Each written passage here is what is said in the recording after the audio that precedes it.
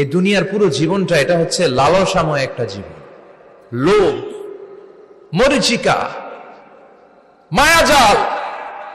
এই মায়াজালে আমরা আটকে আছি, ফলে মৃত্যুর কথা আমরা ভুলে গিয়েছি। পাগলের মতো ছুটছিট, আরো টাকা লাগবে, আরো খ্যাতি লাগবে, আরো যশ লাগবে, আরো দাপট লাগবে। আমার এত টাকা দিয়ে কি হবে, এত সম্পদ দিয়ে কি হবে, এত ব্যস্ততা দিয়ে কি হবে তোমার? স্টপ, থামুন, অনেক হয়েছে, আন্না, থামুন। Take a rest, take a breath and think about death. Think that you have to go back to your Lord. একটু বসেন না, একটু ভাবেন যে আমাকে চলে যেতে হবে, চলে যেতে হবে। এই কোলাহল, এই ব্যস্ততা, এগুলো থাকবে, থাকবো না আমি।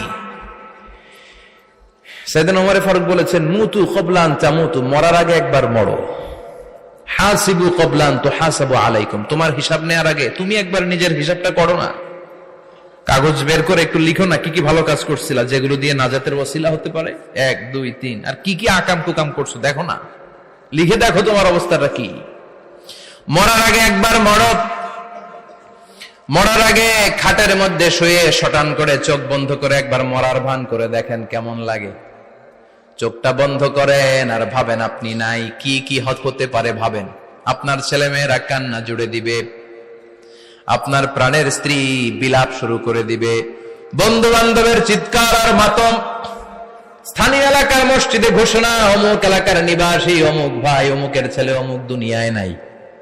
সব আত্মীয়রা চলে আসবে, ফেসবুকে স্ট্যাটাস দেয়া হবে, সবাই সবাইকে জানাবে বিকাল 4টায় অমুক হাই স্কুল ময়দানে আপনার জানাজা।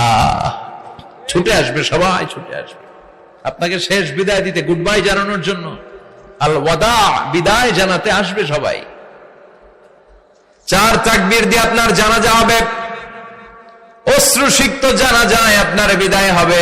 কাঠের খাটিয়ার মধ্যে করে কাঁধে তুলে আপনার কবরে নেওয়া হবে, আগে থেকে খুঁড়ে রাখা কবরটার মধ্যে আপনারে বিছিয়ে দেয়া হবে, বাঁশের কচি দিয়ে তার উপরে মাটির চাপা দিয়ে সব চলে যাবে। ভাবেন না একবার চোখ বন্ধ করে, this is the circle of life, this is the nature of life. এটা সবার হবে, আমার হবে, আপনার হবে।